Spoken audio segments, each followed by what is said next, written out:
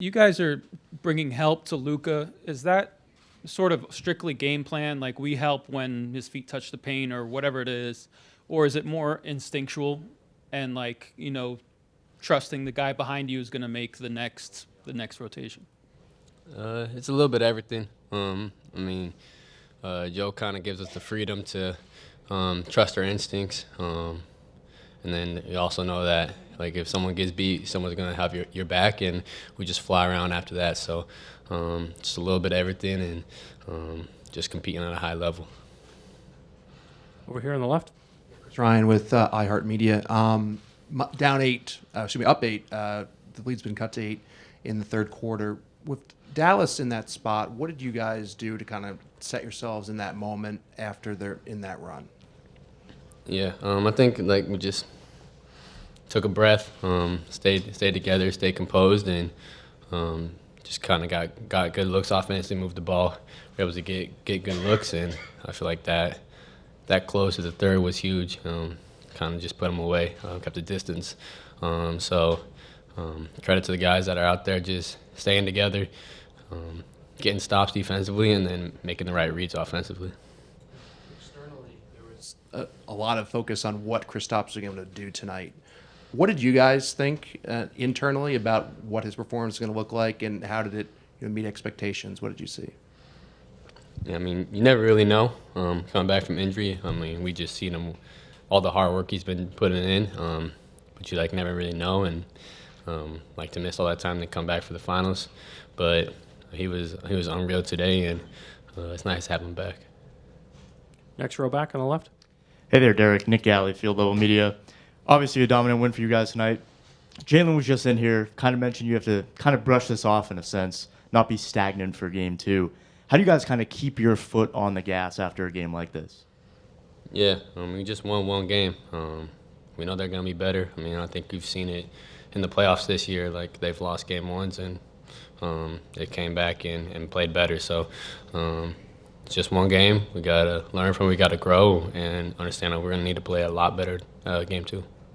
Again on the left, next row back, Dave. Dave McMenamin with ESPN. You guys, as a franchise, retooled the roster since the finals against the Warriors. You add a guy like Kristaps, just at 7'2" with his skill set.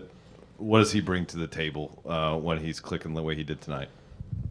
He's a matchup nightmare. Even when you play good defense, he doesn't really see you. It's been unreal just watching him all year.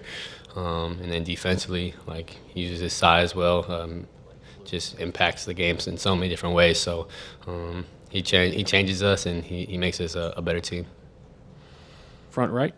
Derek, Joe mentioned that in that timeout when the Mavs went on that run and cut the lead down, the coaches go into their meeting and you guys sort of talk to the bench. Joe praised how well you guys communicate with each other. Is there anybody who sort of leads those, or are you guys just talking amongst yourself? And what did you say in that moment to each other to sort of get yourself back on track?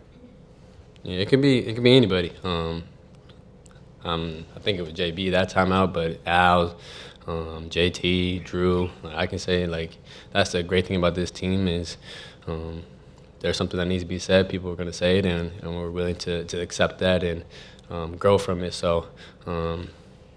It doesn't have to be anybody that's playing. X has said stuff in the past that have helped us, and so there's a lot of guys that have the voice, and we're just learning and growing with each other. John in the back left. Derek, you talk about taking that breath to stop their run, start your run. I don't want to make it sound like, why didn't you take that breath sooner? But what's the process of they're making that run? Obviously, you want to stop that run sooner. Why did it take that long? What's the process of withstanding that, going through that, and getting to that point where you're okay, this is where we're turning it around?